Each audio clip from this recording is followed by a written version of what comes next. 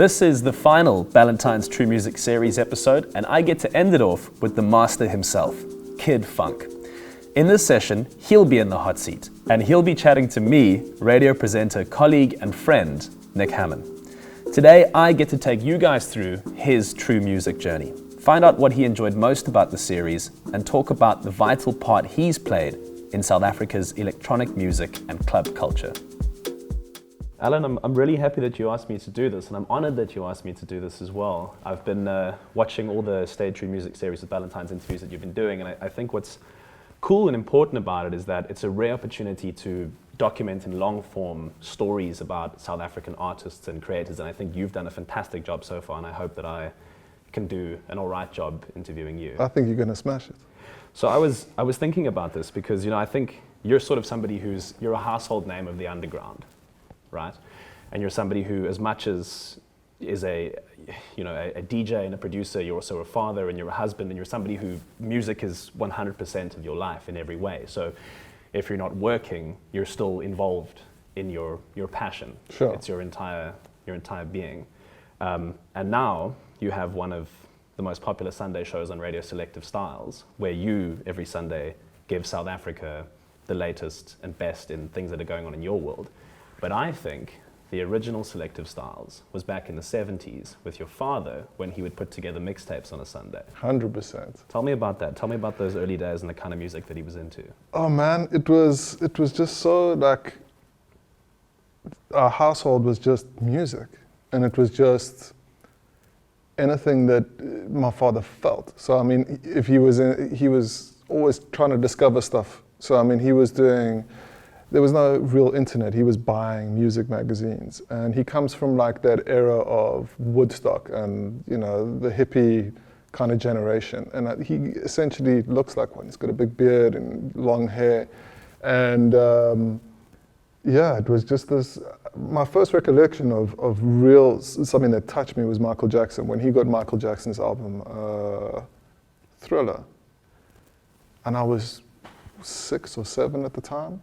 That really like made an impact on me. That was like something I could feel. And me and him had this connection musically because he was always bringing music home.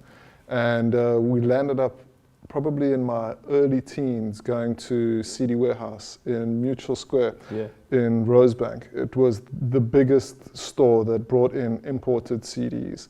And this place was a buzz, it was a vibe. And we would go, that would be our Sunday trip. So we lived in the West Rand, and we'd drive like an hour to Rosebank. And we'd go in, and he was trying to find and explore and, hear music. And I was on my own journey. And he tried to influence me. Obviously there was a lot of music that he really liked that I took to. Probably the biggest artist from there is John Martin, that's like folk but very electronic. And then he got a compilation called Rebirth of Cool. I'm not sure if you remember Rebirth of Cool. Rebirth of Cool came out later. That was like in the 90s, wasn't it? Yeah, early 90s, but it really felt like things musically it kind of made sense to me. It was like, this is what I want to do. I was just a fan. I was just like, I just dig music. So I was like, anything that really moved me. I got properly into Alice Cooper, like crazy into Alice Cooper, which you wouldn't really say. When I was, exactly, I mean, I had posters, I had his videos, I had everything. But when Rebirth of Cool came out, it was a compilation that had various styles on it, but it all sounded similar, or it all had like the same emotion, if you will. And it was all jazzy, and it was all quite future. So you had people like DJ Crush next to Beastie Boys, next to Saint Germain, next to some drum and bass. And I was like, this makes sense to me. This is what I want to do. And then I really started digging and exploring more of the artists that were coming out of those compilations. So I was getting like early DJ Vadim albums on his label Jazz Fudge, and like really experimental stuff from that era. Guys like Mo Wax, Ninja Tune, all that sort of stuff. Still my favorites. I mean, that for me is the foundation of Kid Fonque, is exactly those labels. Ninja Tune, Mo Wax were kind of huge in the UK for experimental electronic music. And it wasn't one tempo. It was always when I started DJing, it took me a while to kind of like find my feet, because I was into all this weird stuff, if you will, and everyone else was into like techno or house. White Horse, the club, was very, very big in my college, and you'd go there and it was just house music. So you could just pick a house record from there and a house record from there, and it would work. Whereas with what I was into, you had to really think about it, because the tempos were so different. It was just, I liked the music. So it took me a little bit longer to try and get the DJing thing right with what I liked. Do you remember when you were at Roodepoort College? Yes. There was a radio station at the college. Yes. You managed to get some sort of a lunchtime slot there, and that's where the DJing started. I mean, for me, I was just a music fan. I was just crazy into music. And then I went to Roodepoort College and landed up, like you said, being on there was a week schedule. So every single day, Monday to Friday, there was a DJ and a genre. So like Rob would do Monday, that was techno. John would do Tuesday, that was house. And I got a slot, and I was playing the maddest music to these kids. I mean, they'd never heard anything like it. The thing is, you weren't mixing. You were just playing tunes, because they would have a CD player. You remember the old CD players with the little pitch controls on the top? Yes, that's pretty much all you can do, though. Exactly, and 2 faders. So that was my first experience with something that was kind of built for DJs. It was a CD player underneath. So I wasn't mixing, I was just kind of playing songs. But it was all about collecting those songs. So I was constantly working, saving money, buying music. And then I became so obsessed with it, I was like, the next step is to get onto vinyl, because with vinyl at that time, you could actually DJ, because the pitch was much bigger, and every other DJ, that was their format. You couldn't DJ seriously or be taken seriously if you're just pressing play on CD players. And that sent me overseas to just go get my first box of vinyl. And that would have been about, I would imagine, sort of late 90s, 96, 97, around 97, that time. Yeah. You went to Brighton in the UK. You were there for a year. You went there to work, and you went there to collect records, basically. 100%. Tell me about that time in your life. Well, I mean, the record stores in South Africa, me and my friends were very committed to buying music. So every single weekend or every single time we had money, we would go and buy records just so that we could DJ. But every time I went to these places, they never had what I liked. It was always what Tim White or Vinny was bringing, or G-Force. These are the guys that were bringing the music in. Not that they had bad taste, it's just my taste was different. And I was really, really committed to like the music I liked. And I knew that there was this big scene in the UK, at least from what I'd be seeing. And in my head, I'd like imagined this massive scene of like beat music, trip hop, Mowax, whatever you want. And I went over and bought back my first case of music that I genuinely liked. You know, the difference is if Tim White had to bring in DJ Shadow, it would land up in the sales bin. And just to fast forward a bit, they actually got to a time where I was buying records where we would not buy a specific record knowing that it would go into the sale bin and then buy it then, just because of my music taste. But I think that was the kind of change for me, was going overseas, making sure I bought what I liked, learning how to DJ somewhat, coming back, and then it felt like I was being taken seriously. Because I could actually do the DJ. I could actually put a record on and mix another record of music that I really liked. But I imagine at the time, I mean, like, still being in the West Rand of Johannesburg, when you come back, there was a lot of, like, techno was the big thing back then, and it was really important, especially if you were like heavy into the scene, to be a purist. You play techno, that's what you do. So you're coming back now with all these different influences. You must have found it quite hard to fit in, because most people would have said to you, you can't do that. You can't play a set with more than one genre. I got told that many times. And it was slightly confusing. But then, as my journey through life carried on, I found DJs, big DJs overseas, that were doing exactly what I wanted to do. And it was kind of like no rules. And for me, that was kind of like the confirming factor that you can. There are no rules. You don't have to just be like, just play techno, just play house. I think once I found that out, once I discovered Giles Peterson, it was just like, okay, it's totally cool to actually pick a song that's great and play that over picking a song that works. I think there's a really big difference.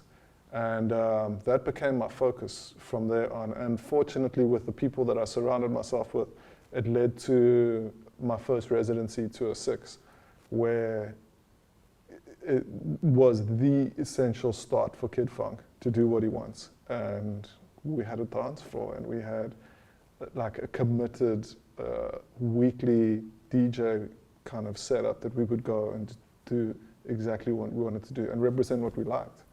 I don't know too much about 206. Like, I think, you know, maybe I'm giving my age away here, but you're not as young as you look. Thank you. But I do know that every DJ that wants to become any good at what they do has to get a residency and cut their teeth. And I know that 206 was that for you. I know that you had a Tuesday thing there. Yeah. But my understanding of the story is that you and a guy called Scott Smith basically had to beg the owner to let you to sort of set up your own kind of a party. Is that right? Yeah, there was, so Scott was playing techno, and I kind of grew friends, him and Sean, because they had turntables. I didn't have turntables. I had great records, but I didn't have turntables. So I found these guys that had turntables, and they were playing techno, and I ended up spending a lot of time with them because I could get access to their decks and do my thing. And we became friends, and Scott saw my record collection, and for the first time he was like, oh my word, this music's amazing. We can't find it here. And it was, he became very interested in it. And how it happened was there was a guy in my life, Donovan. He was just he is a really enthusiastic character. And 206, he knew the owner, I knew the owner. I think everyone knew who Alan from 206 was. And he just forced us in there. Donovan, if it wasn't for Donovan, I wouldn't have had the residency. And he was like, listen, what we'll do is we'll bring Alan and Scott Smith. They'll bring the speakers, they'll bring the turntables, they'll bring their records, they'll bring everything, they'll set up at the back. Let's see how it goes. And we did that. Scott, I didn't have a car, so Scott was living in kind of Randburg area, and he was driving away from 206 to pick me up. Then drive all the way to 206, which is in Louisburg, so maybe that's an hour drive. Get there, we had home stereo stuff, so it was like speakers, cables, turntables, set everything up, and then we'd play the whole night. We had a very much a theme, so you like start chilled, trip hop, build it up, and we would kind of bounce between us, and also constantly collecting music so that we had something new to play every single week. And it got to the point where I had a job working at a music retail store, Look and Listen, and I was like, this is too much. Like, I can't do that. I wasn't getting paid.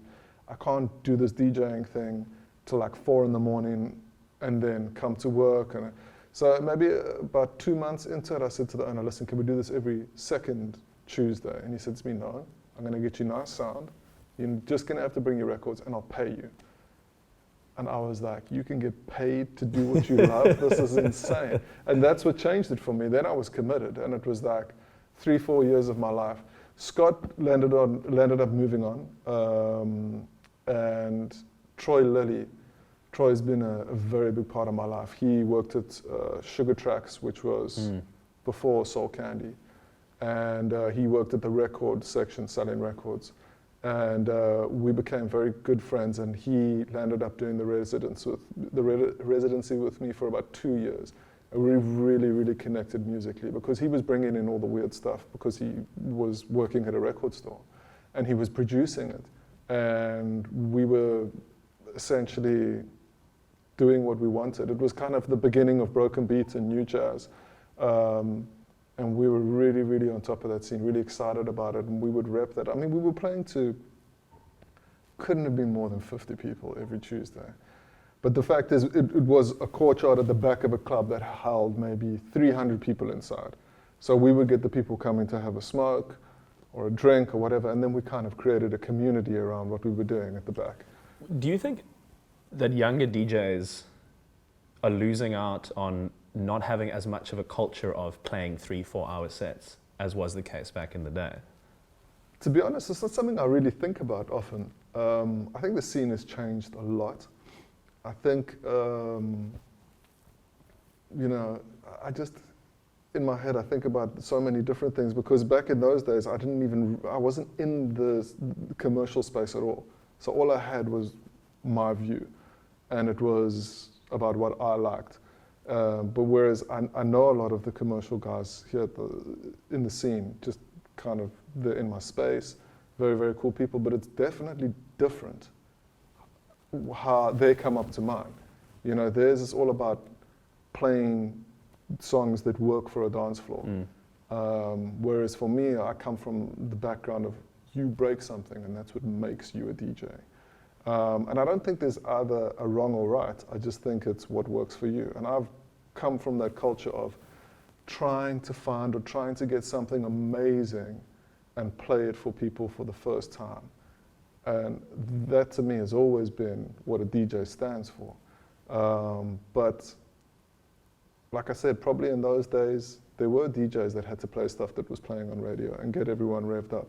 But it's just my viewpoint. And that's kind of how I've stuck to, or how I've been. I mean, that's what, 20 years ago. And I'm still trying constantly to find something to play someone and for them to go, wow.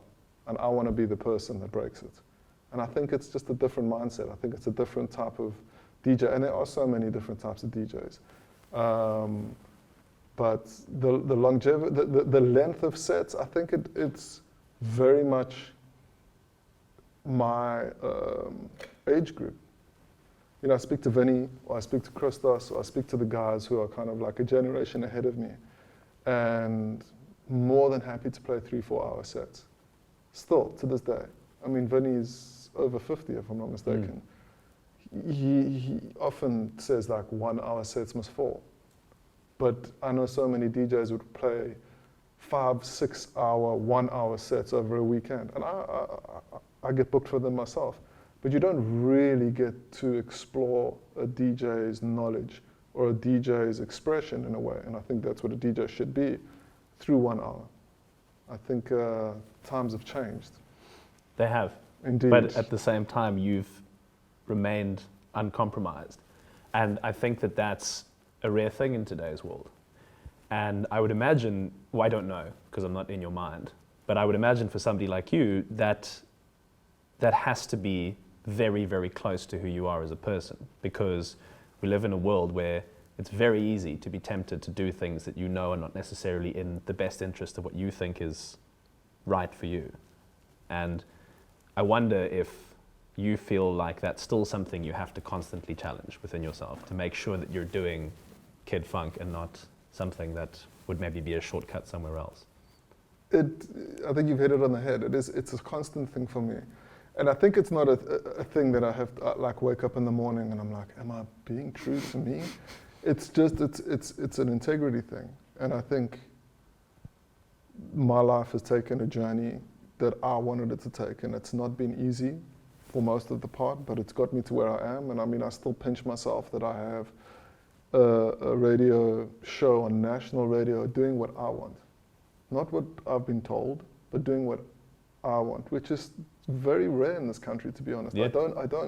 I think it's very much a thing in Europe, a little bit in the States, but to have like tastemakers, like people that have been through and have kind of got their little badge of kind of being in a scene or having the knowledge that they do.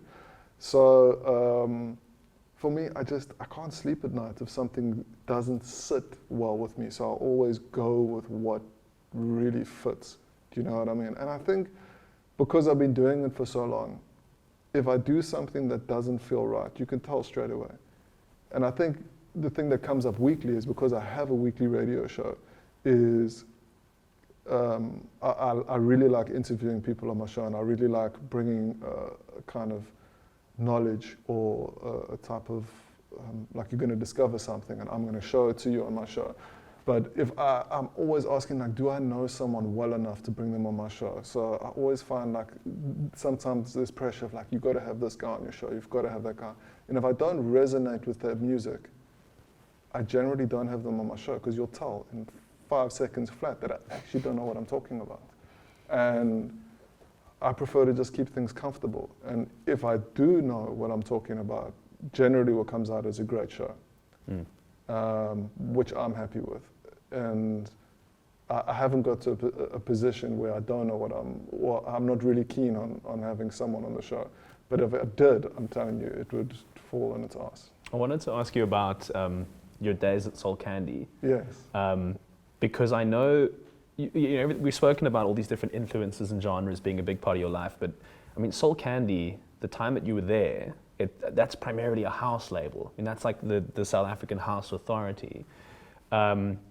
What was your level of understanding of house music at the time that you got there? I mean, was that your education? I mean, I think Brett Jackson was the guy, Yes. icon, legend, who 100%. he passed away, and that's essentially how you came to have the job, right? Sure. Maybe with the context of him and why he's important, you can explain to me sort of how that developed or deepened your understanding of SA house music. Well, I was in the same building.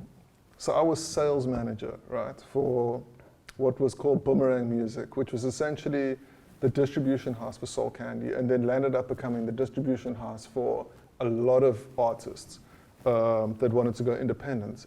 Kent being one. There was a release from Black Hole, 80 Seconds, a big 80 Seconds, or I forget the name of the song, massive tune. Landed up becoming Soul Candy distribution, so it combined. So we're all under one roof. So you have Brett Jackson, Ricardo da Costa, A&R team, Tulani the Warrior, Andrew Cross, Harel Salka, all in this office, like picking up the hits and putting our compilations on Soul Candy. Then you have me downstairs in this massive warehouse, taking the product and taking it out to the streets. And I did that for years and years. And how I got the job was I worked for a Cape Town-based company called Curse Music. They were bringing in everything I loved. So everything that was really, really cool at the time, from labels like K7, Raw Fusion, the list goes on, Thievery Corporation, 18th Street Lounge, G-Stone, everything I loved about music, these guys were doing. And this was Curse Music. We were bringing it into South Africa and selling it onto retail. I was heading up Johannesburg. So Harel and Sergio, who were at Soul Candy, always kept an eye on me because I was selling them records. So occasionally we'd get a record that would do really well at Soul Candy, and I'd sell it to Harel. And he kept an eye. He was like, listen, I want you to come move to Soul Candy to do sales, just like you are. And I was like, but guy, listen, you guys don't do anything I like. And they said, well, bring the stuff that you like, let's make it work. And I moved over, and things moved on, and I landed up selling Soul Candy music. And I was still, again, never really into the house stuff. I liked it, and I was playing 115 at the time, which was a house club, but I'd always mix things up, so it'd be house and a bit of Latin, some broken beats that I was really into. But I wasn't like as into it as Brett Jackson and Ricardo. That was their life. I mean, if you look at the legacy that Brett's left behind, he's a producer, incredible DJ. He was DJing overseas at the time, which was a thing. He was kind of the right person for the job of A&R at Soul Candy. Then he got cancer, and he passed away, unfortunately. And everyone was like, who's the next guy going to be? And I think my work ethic was what they really liked, regardless of what my music taste was. And they were like, we want you to do it. And I'm like, but I'm not really I'm not Brett. And I'm not trying to be Brett. You can't be Brett. Brett was like perfect for the job. I'm like, I'm still going to be me, but this is obviously the right step for my career. I'm going to learn how to run a record label. And I did for 3 or 4 years, and I landed up putting together A&Ring and working with some of the best in the country. DJ Fresh, Euphonic. I had a lot to do with Julian Gomes' Love Song 28, which was kind of like what broke him. I did G Family's album prior to that, worked with Lula Cafe, worked with Ganyani, worked with, it did feel like a lot at the time because, like I said, I wasn't a purist at all of the scene, and I was learning as I was going. But as things went, I became good at it, and I enjoyed the creative side of it, like putting together videos and conceptualizing artwork and whatever. And my knowledge of house grew, as it would. I mean, you are what you surround yourself with, and I was just surrounded by deep house records the whole time. And I had opportunities to do Kid Fonque stuff at Soul Candy, which I did, but I always ended up doing it my way. And I would always make sure that I didn't overstep because of my position. So I couldn't put like a 50,000 Rand budget into a Kid Fonque project when I'm working on like a G Family album, because it would clearly be kind of Conflict of interest. Yeah, conflict of interest. And I didn't, I was very, very aware of it. So it always kind of left me as Kid Fonque on the back burner and doing my job as the focus and moving forward with what I needed to do. But it was an incredible learning experience. Who I am today in regards to the music industry comes from the knowledge that I got at Soul Candy. And what do you think it taught you about how to brand a DJ? Wow, yeah, it's crazy, man, what you can do. There was a lot of thinking around just throwing money at projects, and sometimes it worked and sometimes it didn't. But there was, at some points of Soul Candy, there was ghost producers chilling in the back who would churn out music and give it to artists. And that artist would blow up off a song. And it turned into a machine. I never, for me as Kid Fonque, that's why I had to kind of wear two different hats. I understood how the machine worked and I knew what the job was to do, but I never really wanted to fall into that. I always wanted to do what I wanted to do, which was always a little bit different from what Soul Candy was about. But they had some really, really good successes. Like Mikasa was probably one of the biggest. And the idea was to kind of replicate that, which it didn't work always. But it definitely taught me how to be a brand. I mean, I think one of the biggest, smartest brands to come out of Soul Candy, or someone that I was not close with, but I could watch and see how he does this thing, is Euphonic. Sure. Euphonic knows how to work a brand. And very interesting to be in that space and see how people do things and adapt it to what works for you. By no means at all am I even close to Euphonic, but interesting. And again, what they've done with Mikasa and a number of other brands. So yeah, like again, I think it all just comes down to probably one of my biggest learning experiences was almost just, although I was the label manager, just kind of seeing how everyone does their thing and learning the industry and learning how this whole big South African dance scene works. Because I didn't know the difference between Afro Tech and Deep House when I started, but I mean, I know everything now. So yeah, incredible experience for me. And obviously after, just shy of half a decade of you being there, Soul Candy came to a close. But I remember a time, this would have been early noughties. There was a dance label, USM was its name. Oh yes. And you put out Lounge of the World, Sella del Mundo. Sella del Mundo, yes. Right? Yes. And I mean, that became pretty big. Like that did a lot for brand Kid Fonque initially, right? And it was, I almost felt like I was too young for it because I didn't expect it to do that well. I got asked, Erica Al and I were very good friends, and she worked at USM Records, and I was doing a lot of Latin, a lot of broken beats, a lot of bossa nova, new jazz type music, and I was able to bridge tempos very, very cleverly, and I would work out sets at home and like kind of focus on like an hour of like just an incredible journey and make it flawless. And Erica was like, I want you to release an album with USM. And USM was known for releasing deep house CDs. Right. I mean, they broke Ryan Dent. I remember working in retail with the Ryan Dent. That was their first album that came out. That thing sold out in a day. And they hadn't licensed half the songs. So there was this whole kind of controversial issue around USM. Nonetheless, I thought it was a bit of taking a chance for me to do what I really want to do.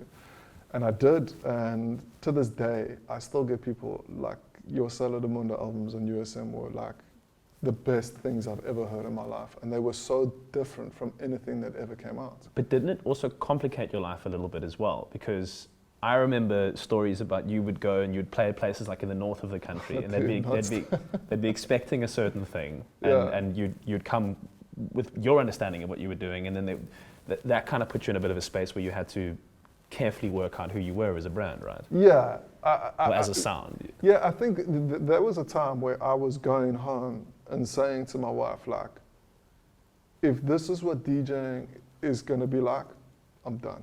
I don't want to do this anymore. Because I was going to these clubs that play commercial music. I just released an album, so my profile had gone up. I mean, it was album of the week in FHM. I'll never forget, because that was like a thing, dude, to have like a full page spread. So I think these guys in Santon were going album of the week, not even hearing the album, and booking me. So they didn't really have an understanding as to what I represented. And of course, I would come and do what I do. And then I'd land up with like bodybuilders around me while I'm DJing, asking me if like I'm gonna play something they could dance to, and it was just terribly uncomfortable. And I'd never walk out of a gig feeling great. And I was just like, I can't do this anymore. I can't put myself in situations where I'm being forced to do something that I don't represent. And then I discovered Kitcheners. That to me was the beginning of what I genuinely, really, really wanted to do. And it started off a 7-year residency. I just completed another album with Soul Candy called Two Sides of the Beat. I was getting booked at Kitcheners. It's a small, second oldest bar in Johannesburg. You're right, yeah.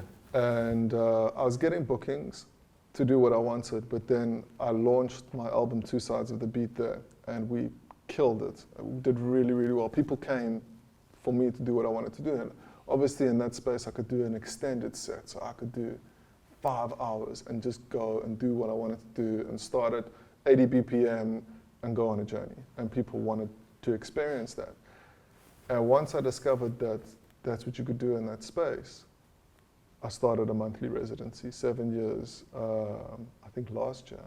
I called it quits, but that really, really gave me a home to do exactly what I wanted to do without like the threat of getting moord outside the club because you weren't playing the right music. People were coming to hear what you had to showcase. And I suppose that kept me DJing.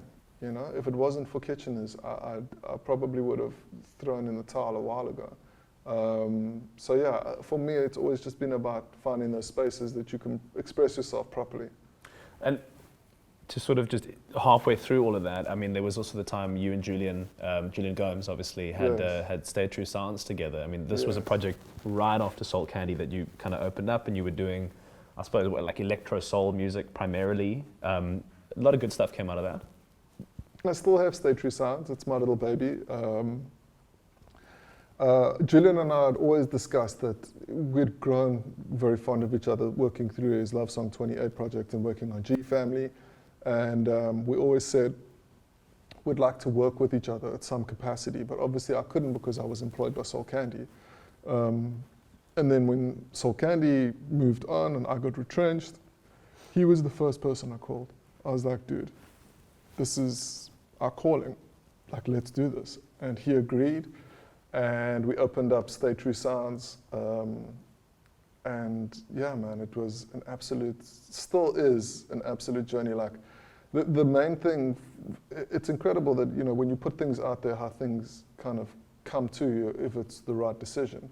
And as soon as we decided to do it, we just got the most incredible music ever. I mean, Bruce Loco was the first release, and if you look at where Bruce is now in his career, he's releasing music on Free Range overseas, he's doing stuff with And Me and kind of music. He's really, really like kicked off and discovering FKA Mash and CO, and you know, we were just in this really beautiful space of unleashing all these hidden talents that we couldn't, I could never release the music at Soul Candy that we are releasing on Stay True Sounds because it's not hit driven, it's music driven. So it's always been music first.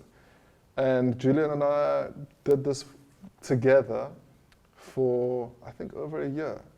And we just two creatives and just kind of kept butting heads, and he decided it would be best if he moved on, and I carried on with the label, which we both agreed to. And I mean, Julian and I are still very, very close. He runs his own label now and does things how he needs to. But I think being in the position that I'm in, where I have kind of a radio show, speaking to people on a national level, being a DJ, being of influence in the music scene, I think it's the only thing to do is have a record label to actually keep discovering, keep giving people a platform to put their music out on, and kind of, yeah, it just makes sense, man. For me, it's the next step from Soul Candy, to just genuinely do exactly what I want to do and release exactly what I feel. Do you feel a sense of accomplishment over the fact that you now have people that you can mentor who are aspiring to be more in the space that you've created, considering also the fact that when you started out, there was nobody? Yeah, it's a funny thing. I feel like some of the kids I'm working with these days are just clued up, man.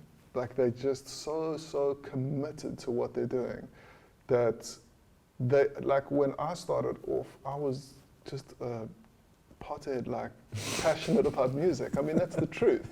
That's how it started. Whereas these kids are just like so clued up, like so focused, so I know exactly what they want to do. Yes, I license their music. Yes, I can represent them and obviously give them a platform if it makes sense on the radio show, and, you know, do cool things with Ballantines with most of these artists. But most of the time, not all the time, but most of the time, the guys that are doing well are the guys that are just really, really committed, like young 20-year-olds that have woken up and been like, I mean, I still think it's incredible, the story of Pierre Johnson, where he's just like, I'm gonna spend a year and learn production. I'm not doing anything else. That's what I'm gonna do. And you look at where he's at. I mean, I could never have done that at his age. I was too all over the place. And these guys are really making it. They're really like breaking down and waving our flag on that independent music level, because I think South Africa has broken out overseas more in the commercial aspect. Whereas kind of I think overseas for GOM is underground for them, whereas here it's relatively commercial. I think the music that I'm releasing through State True Sounds is the genuine underground of what's going on in South Africa, and these guys are finally breaking some doors down overseas, and I'm hoping that we can keep doing that. Do you find that that's a tricky space to be in? Because right now, the world is super stoked on Africa, right? But in my perception of what goes on a lot of the time, the world wants to mine and commodify Africa. So they need something that's different, but it can't be too different. Right. So it has to fit a certain idea that they're vaguely used to. And then what the downside of that is, what can happen is once they're bored of this cycle of African influenced music, they'll go elsewhere. So they'll go back to Latin America, or they'll mine pop from within their own country. I mean, that's how the cycle of culture works. But if you're somebody who's uncompromisingly been on the, for lack of a better word, so-called underground, where I would argue from my perspective there is better music being made in the sense that it's true to artistic discipline far more than it is trying to pander to a trend. Do you find that it puts you in an interesting perspective in terms of how your music, or the music that you're surrounded by, is getting perceived globally? I think that this is something that comes up often, is that there's this whole, anything that comes from South Africa has to be African. So lots of drums and African singing, vernac, or whatever. Whereas the music, I'm not looking for anything particular. I'm looking for something that moves me, which is generally not that. Occasionally it might be. It depends on the production. But you're exactly right. Trying to get something into a space that already exists. So Bruce Loco is making somewhat of a wave overseas, a small ripple, but I think he would do far better if it was more African. So I sampled Dave Marshan's last EP that he did with State True Sounds with a European company, and they got back to me and they were like, well, it would do a lot better if kind of you leaned it more towards an African style. They pointed to an African artist. And I discussed it with Dave, and we're both just like, can't we just be music?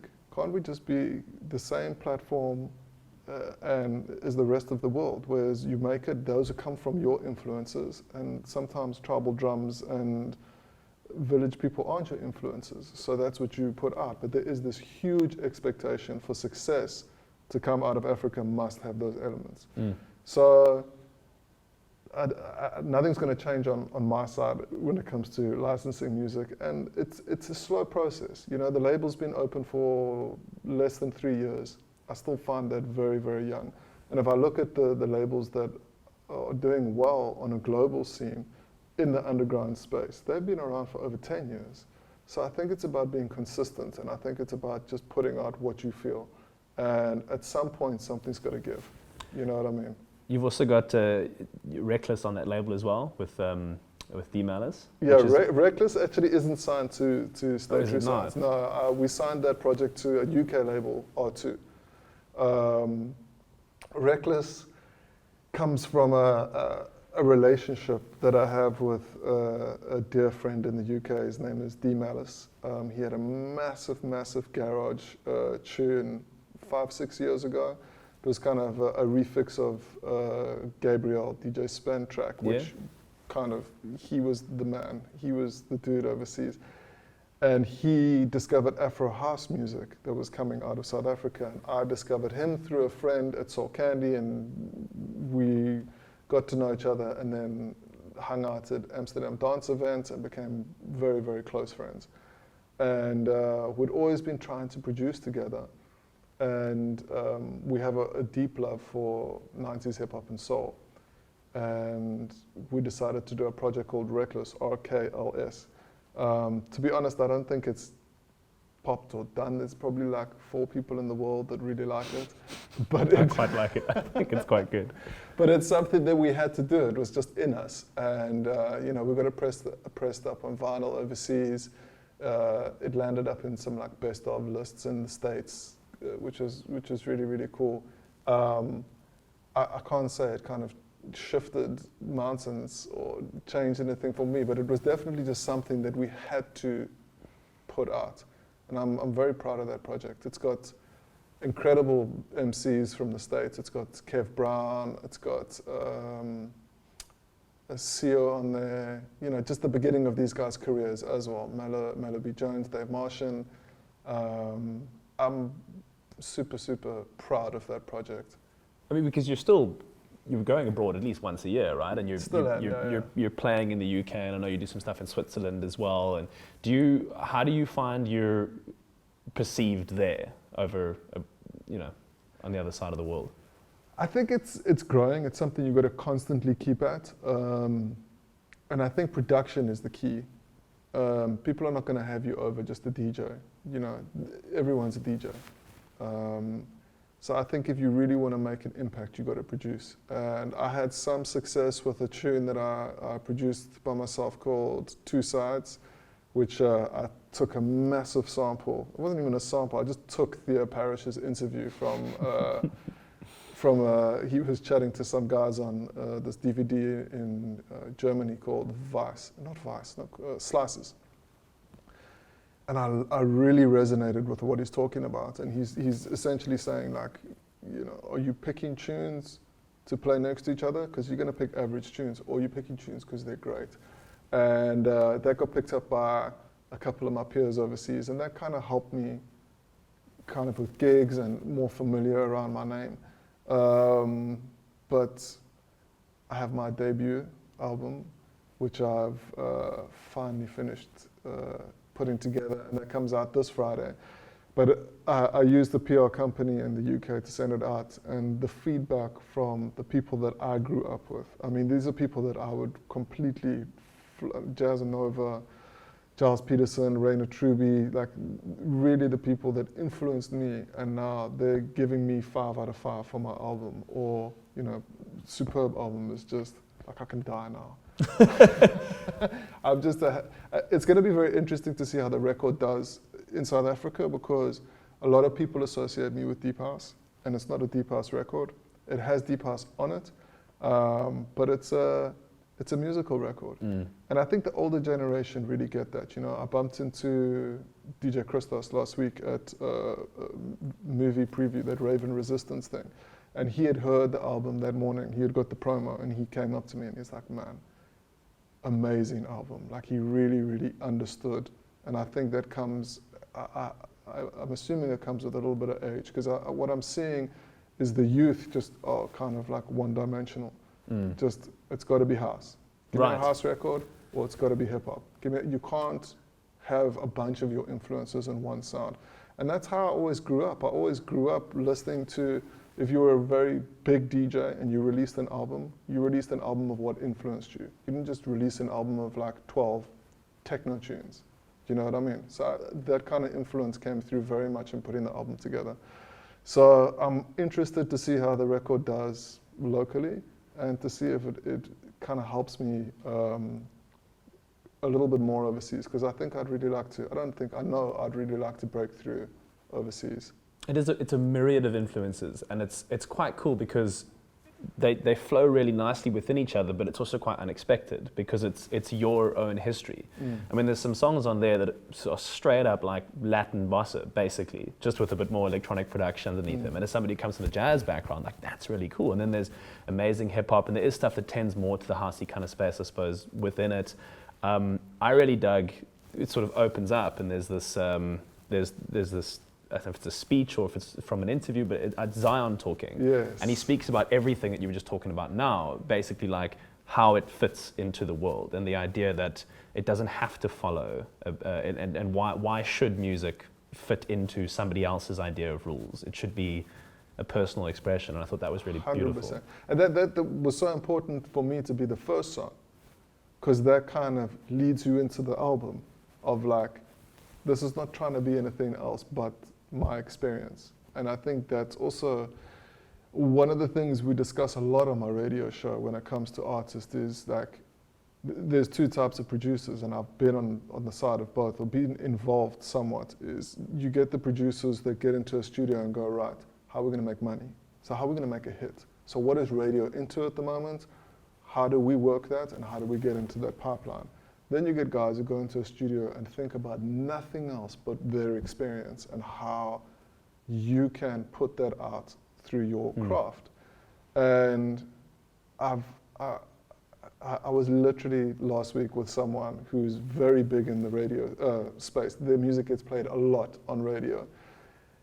And he was playing me his music, and I was like, well, check out my record. Like, I don't think you're going to find a radio hit on there, because I didn't go into the production process with that thinking. It's just about my experience. So very, very nervous and excited to see how it's received.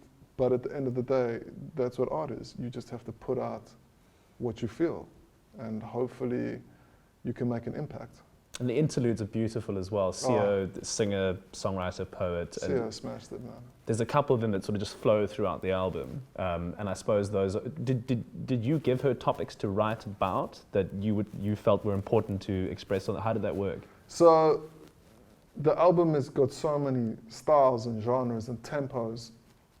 I needed something to break it up, or it was just gonna be a bit too jarring between songs. So interludes have always been a thing. I mean, I've always, being a music fan, you listen to albums and interludes and how it tells a story. Perfect example for me is Solange is not her record from this year, from 2 years ago. That's a story, man. I mean, I think that took like a good couple of years to make that, but she was very, very involved in making sure that one song led into another with a story, and the interludes really kind of were the glue. And I found it very important that I told my story of love for music and what I'm portraying in the record through these interludes. And Sio is just an incredible writer. So what I'd do is I'd give her music and make sure that it's not super long, like a minute and a half, and a theme. And she's a poet, and she can write, which not everyone's got that skill. And she killed it, man. First take. I mean, she did In Love, which I won't give away, as an interlude, which is actually on some of the DJ pool results. that's come across as like one of the strongest tracks, and it's an interlude. And then she did a spoken word piece about moving to a different beat, so not being conformed to what people expect you to like. And yeah, I can't wait for Sio's album. That's coming soon. Yeah, me neither. But I really think this project's good. I mean, I appreciate you allowing me to listen to it before it came out. And I think that obviously you're going to be super nervous about it and really anxious and wondering how it's going to go. Also because considering how long it took you to actually bring an album out, considering how long you've been doing this. I mean, I've put out a lot of records in my life, but they've all been comps. Your own. Exactly, my own thing. And I think it was going to be an EP. There were so many changes, and then it was just like, I need to put an album out. And like I said, the feedback that I've got from my peers, which does include a lot of my peers in this country, including Christos, Vinny, China, Sculptured Music, the list goes on, confirms that it's a good record, and that's made me happy. Then overseas, it's again a lot of my peers, people that I grew up listening to their music, really enjoy my album. But I suppose to me, it's the nervousness of everyone in between.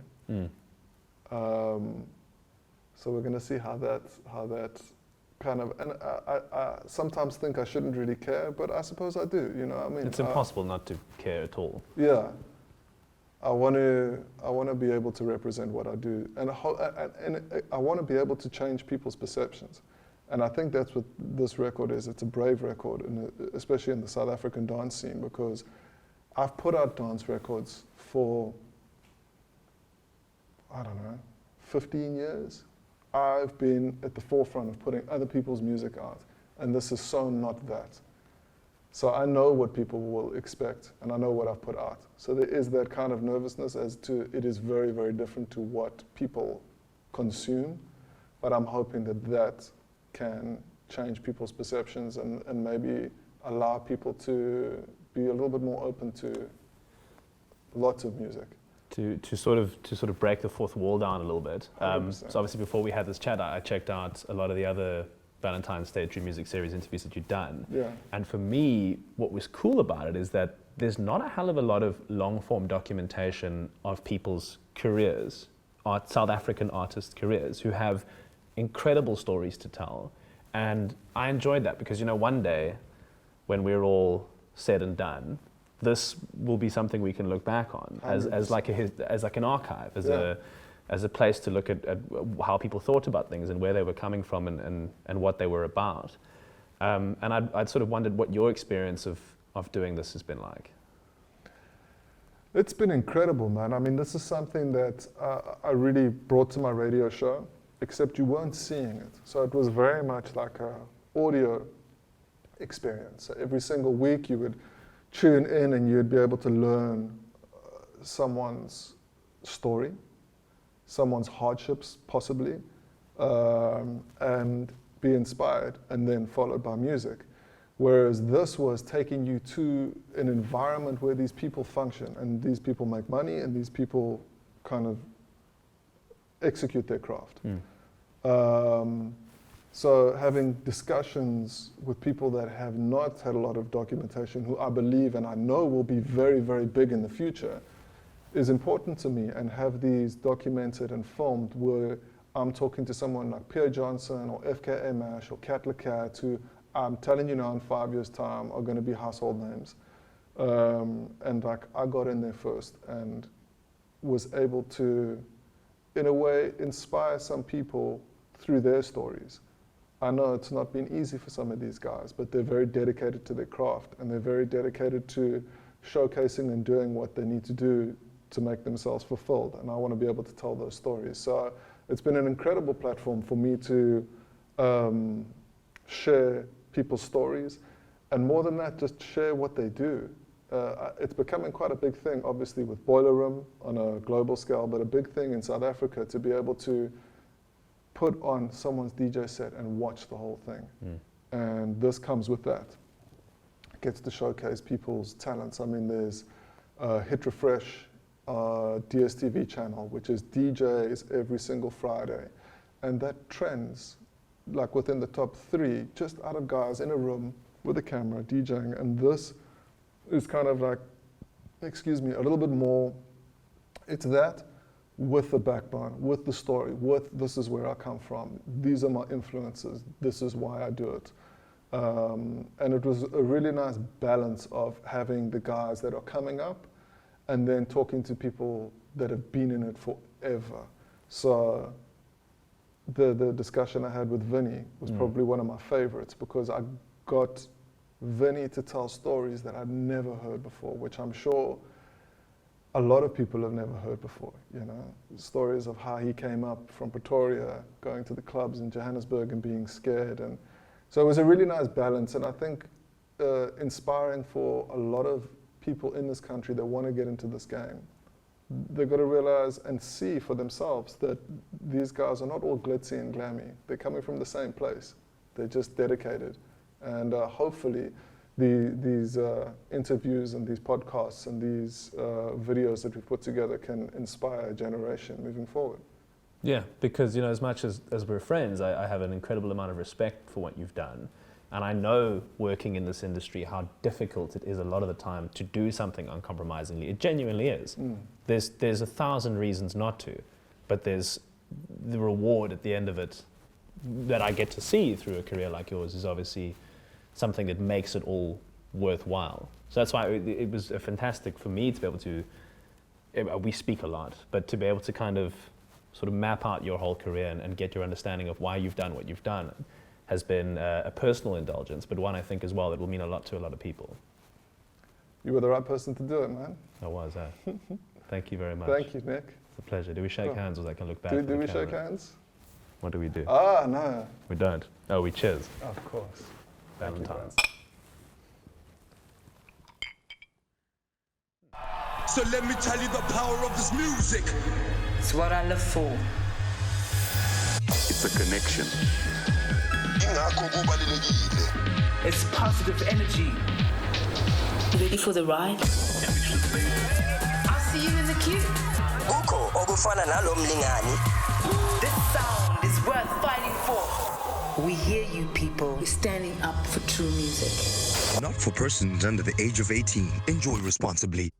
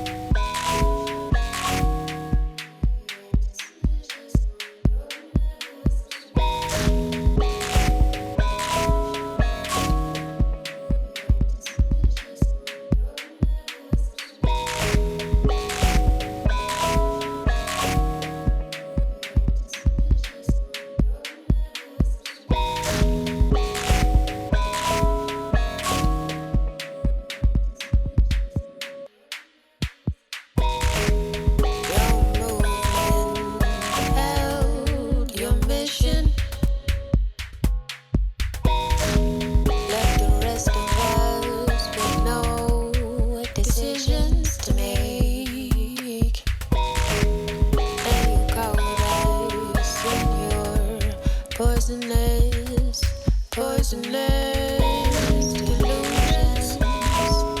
How soothing were you when you say I could kiss all of my resistance goodbye. Goodbye, 'cause you looked into me.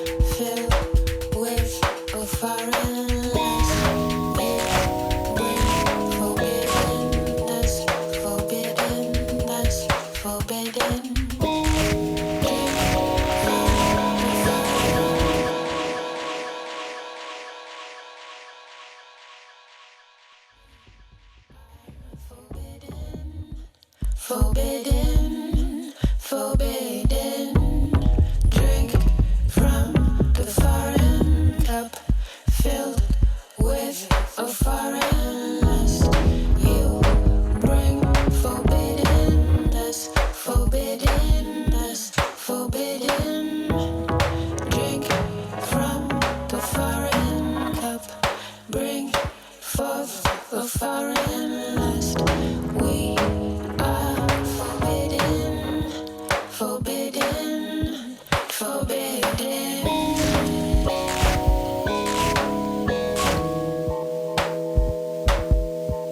Forbidden.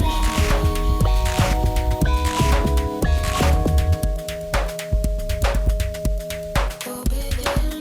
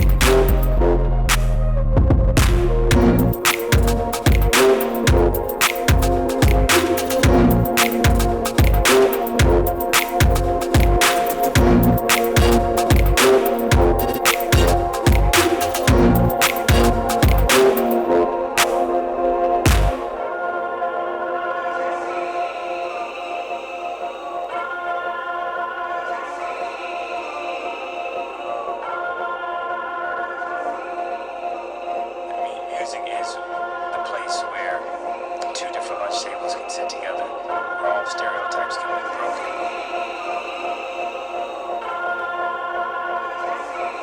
Music is where a revolution can happen.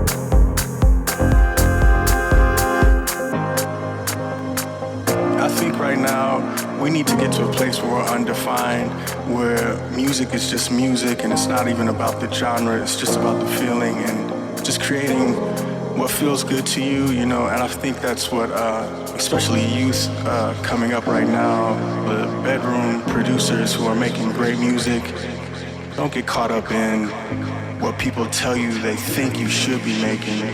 Make what feels good to you. Make what you can go to bed at night and feel good about making, you know. That's what's important. It's not about the title or the genre. It's just about the feeling.